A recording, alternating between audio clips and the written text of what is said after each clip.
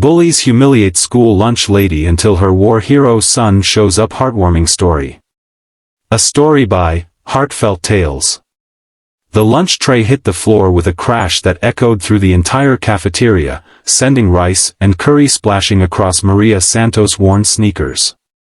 Laughter erupted from the table of senior boys as she stood frozen, her weathered hands trembling as she stared at the mess at her feet. After 23 years of serving meals to thousands of students at Lincoln High School, she had never felt so small, so utterly humiliated. Maria Santos had been the heart of Lincoln High's cafeteria since 2001. At 58, she moved through the kitchen with the grace of someone who had perfected her craft over decades. Her gentle smile and warm, "How are you today, Mijo?" had comforted countless students through their teenage years. She remembered their favorite meals, asked about their families, and somehow managed to slip extra portions to kids she knew came from struggling homes. But today was different. Today, everything changed because of three boys who thought cruelty was entertainment. The trouble had started 3 weeks earlier when Jake Morrison, the school star quarterback, had complained loudly about the disgusting slop being served. His two loyal followers, Brad and Tyler, had joined in with increasingly nasty comments. What began as typical teenage complaints had escalated into something much darker. They began deliberately making messes, throwing food, and speaking to Maria with such disrespect that other students started to notice. Maria had tried to handle it quietly. She'd spoken to the boys calmly, asked them to please treat the cafeteria with respect. She'd even prepared Jake's favorite sandwich, hoping kindness might soften his heart. Instead, he'd taken one bite, spit it out dramatically, and declared it fit only for dogs, while his friends recorded it on their phones. The school administration had been notified, but Jake's father was a major donor to the athletic program, and somehow the complaints seemed to disappear into bureaucratic limbo. The harassment continued, growing bolder each day. This particular Tuesday had started like any other. Maria had arrived at 5 a.m. to begin food preparation, just as she had for over 2 decades. She'd prepared her special chicken rice, the recipe her mother had taught her back in the Philippines, the same dish that usually had students lining up for seconds. She'd hummed softly while cooking, thinking about her son David, who was scheduled to return from his 3rd deployment in Afghanistan in just 2 weeks. David had been her pride and joy, the reason she'd worked double shifts and saved every penny to put him through college. When he'd chosen to enlist in the army instead, she'd been terrified but proud. He served as a combat medic, saving lives on the battlefield, and she carried his photo in her apron pocket every single day. The lunch rush had been busy but normal until Jake Morrison and his crew arrived. They'd been louder than usual, more aggressive in their taunting. Other students had begun filming with their phones, sensing something was about to happen. Maria had served Jake his meal with her usual politeness, even though her hands were shaking slightly. "What is this garbage?" Jake had sneered, holding up the tray for everyone to see. "This isn't food, it's pig slop. No wonder this place smells like a third-world country." The cafeteria had fallen silent. Maria's cheeks burned with shame, but she tried to maintain her dignity. "If you don't like it, Jake, I can make you something else," she'd offered quietly. "Something else?" Jake had laughed cruelly. "Lady, you couldn't make a decent meal if your life depended on it. This whole place is disgusting, and so are you." That's when he deliberately flipped the tray, sending food flying everywhere. The crash had been followed by his friends' laughter and the cruel cheers of a few other students who got caught up in the mob mentality. Maria stood there, sauce splattered on her uniform, rice scattered around her feet, feeling the eyes of over 200 students burning into her soul. Some were laughing, others looked uncomfortable, but no one stepped forward to help. She was utterly alone in that moment of devastating humiliation. Fighting back tears, she knelt down and began picking up the pieces of broken plate, her knees creaking with the effort. The cafeteria slowly returned to its normal buzz of conversation, but she could feel the whispers, the pointing, the phone still recording her shame. What Maria didn't know was that someone had uploaded the video to social media within minutes. The clip of her being humiliated and then cleaning up the mess alone had been shared hundreds of times before the school day ended. Comments ranged from supportive to cruel, but the damage was done. Her private pain had become public entertainment. That evening, Maria sat in her small apartment, still wearing her stained uniform. She'd called in sick for the first time in 5 years, unable to face returning to work. She stared at David's photo on her coffee table and wondered if she should tell him what happened. He had enough to worry about overseas without knowing his mother was being tormented by children. She'd raised David alone after his father left when David was just 8 years old. Those had been the hardest years of her life, working multiple jobs to keep their heads above water. The canteen job had been a blessing, steady hours, decent pay, and summers off to spend with her growing son.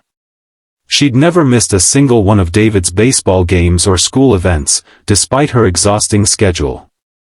David had grown up seeing his mother's strength and dignity. He'd learned respect and compassion by watching her treat everyone with kindness, regardless of their background or circumstances. When he'd decided to become a combat medic, he'd told her it was because she'd taught him that taking care of people was the most important thing you could do with your life. 3 days after the incident, Maria forced herself to return to work. The whispers followed her everywhere. Some students looked at her with pity, which was almost worse than the mockery. The administration had finally taken action. Jake and his friends received a 3-day suspension, but it felt like too little, too late. The video had gone viral locally, and Maria felt like everyone in town was looking at her differently. She moved through her duties mechanically, the joy drained from work that had once fulfilled her. The kitchen that had been her domain, her kingdom, now felt like a prison. Every time she heard laughter from the cafeteria, she wondered if they were laughing at her. Unknown to Maria, halfway around the world, Staff Sergeant David Santos was ending his final patrol in Afghanistan. His deployment was ending 2 weeks early due to an injury to his shoulder, and he was looking forward to surprising his mother with an early homecoming. He'd been planning to show up at the school cafeteria during lunch as a surprise. David's best friend from high school, Marcus, now a teacher at Lincoln High, had been the one to send him the video. The text message was simple: "You need to see this. Your mom needs you." Watching the video on his phone in his barracks, David felt a rage he'd never experienced, not even during the worst firefights he'd endured. This wasn't enemy combatants threatening his life. This was spoiled children humiliating the woman who'd sacrificed everything for him, the woman who'd taught him everything he knew about courage and dignity. The next morning, David Santos walked through the doors of Lincoln High School wearing his dress uniform, his combat medic badge gleaming on his chest. Word spread through the school like wildfire: Maria's son was home, and he was looking for Jake Morrison. David found Jake and his friends in the cafeteria during lunch period, sitting at their usual table, laughing and joking as if nothing had happened. The entire cafeteria fell silent as David approached their table, his military bearing commanding instant attention. "Are you Jake Morrison?" David asked, his voice calm but carrying an unmistakable authority. Jake looked up, suddenly much smaller than he'd seemed in the video. "Yeah, that's me. I'm Staff Sergeant David Santos, United States Army. Maria Santos is my mother." The silence in the cafeteria was absolute now. "I understand you had something to say about the quality of her cooking." Jake's face went pale. His friends suddenly found their lunch trays very interesting. David continued, his voice never rising but carrying throughout the silent room. "For the past 3 years, I've been deployed in Afghanistan as a combat medic. Do you know what that means, Jake? It means when soldiers are wounded, when they're bleeding and scared and calling for their mothers, I'm the one who saves their lives. And do you know where I learned how to care for people?" Jake shook his head silently. "I learned it from my mother. I learned it from watching her come home exhausted every day and still find the energy to help me with homework. I learned it from watching her work double shifts so I could have school supplies and decent clothes. I learned it from watching her treat every person who came through her line with respect and kindness, regardless of whether they deserved it. David placed his hands on the table and leaned forward slightly. My mother has fed thousands of students over the years. She's remembered birthdays, asked about sick grandparents, and slipped extra food to kids who couldn't afford lunch. She's shown more character in one day than you've shown in your entire life. The cafeteria was so quiet you could hear the ventilation system humming. Now, I've seen combat, Jake. I've faced real enemies, life and death situations that would terrify you. But do you know what takes real courage? Getting up every day and choosing to be kind in a world that can be cruel. My mother has that kind of courage. You? You're just a coward who thinks picking on someone who can't fight back makes you strong. Jake's eyes were filled with tears now, whether from shame or fear. David straightened up. Here's what's going to happen. You're going to stand up, walk over to my mother, and apologize. Not just to her, but to this entire cafeteria. You're going to tell everyone what a good person she is and how sorry you are for your behavior.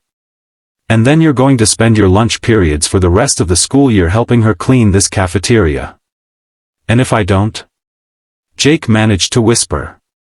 David smiled, but it wasn't a warm smile. Then I'll be having a conversation with your father about the kind of son he's raised. Trust me, as someone who's learned to be very persuasive in very difficult situations, that's a conversation you don't want me to have. Jake Morrison stood on shaking legs and walked across the cafeteria to where Maria Santos stood frozen by the serving line. The entire school watched as he broke down in tears and apologized profusely, telling everyone what an amazing person she was and how ashamed he was of his behavior. But the real transformation happened over the following weeks. Jake Morrison became a different person. He began arriving early to help Maria set up the cafeteria and stayed late to help clean. At first, it was clearly reluctant compliance with David's ultimatum. But as the days passed, something genuine began to develop. Maria, with her infinite capacity for forgiveness, began to see the scared, insecure boy beneath Jake's aggressive exterior. She learned that his parents were going through a messy divorce, that his father's expectations were crushing him, and that his cruel behavior had been his way of feeling powerful when everything else in his life felt out of control. Jake, for his part, began to understand the depth of Maria's character. He saw how she arrived before dawn every day, how she knew every student's name, how she slipped extra portions to kids who needed them. He began to appreciate the skill and care that went into her cooking, the way she could feed hundreds of people daily with limited resources and make it feel like a home-cooked meal. The other students noticed the change too. What had started as punishment began to look like mentorship. Maria was teaching Jake not just about food service, but about treating people with dignity, about finding pride in honest work, about the satisfaction that comes from serving others. By the end of the school year, Jake Morrison had become one of Maria's most vocal defenders.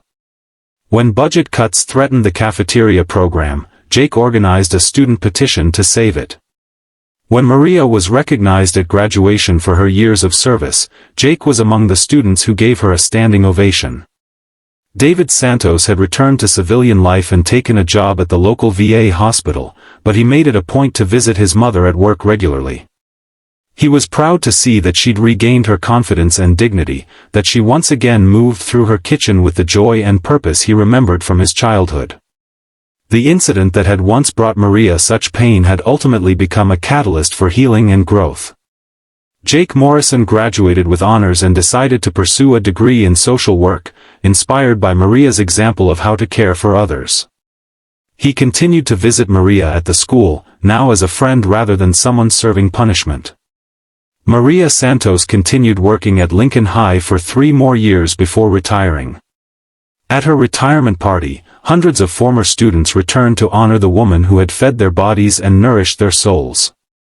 Jake Morrison, now a college graduate working with at-risk youth, gave a speech about how Maria had taught him that true strength comes from lifting others up, not tearing them down. The video that had once brought Maria such humiliation had been replaced in people's memories by the story of redemption that followed. Students at Lincoln High still talked about the day Jake Morrison learned what real courage looked like, and how a cafeteria worker and her veteran son had taught an entire school about dignity, forgiveness, and the power of standing up for what's right. Maria kept David's uniform photo on her kitchen counter at home, right next to a picture of Jake at his college graduation. Both young men had learned from her in different ways, and both had grown into the kind of men who made her proud to have played a role in shaping their character. The lesson that echoed through Lincoln High long after Maria's retirement was simple but profound: every person deserves to be treated with respect and dignity, regardless of their job or station in life. And sometimes, it takes the courage of a soldier and the wisdom of a mother to remind us that the strongest people are often those who choose kindness over cruelty, understanding over judgment, and forgiveness over revenge. In the end, Maria Santos had won the greatest victory of all. She had transformed enemies into friends, cruelty into compassion, and humiliation into hope. Her legacy lived on not just in the meals she had served, but in the hearts she had touched and the lives she had changed. What did you think of Maria and David's story? Have you ever witnessed someone standing up to bullies in a way that changed hearts instead of just stopping the behavior? Share your thoughts in the comments below. I'd love to hear about times when you've seen kindness triumph over cruelty. If this story touched your heart, please give it a thumbs up and share it with someone who might need to hear this message. Don't forget to subscribe to Heartfelt Tales for more inspiring stories about ordinary people doing extraordinary things. Your support helps us continue sharing these powerful reminders that compassion and courage can change the world, one heart at a time.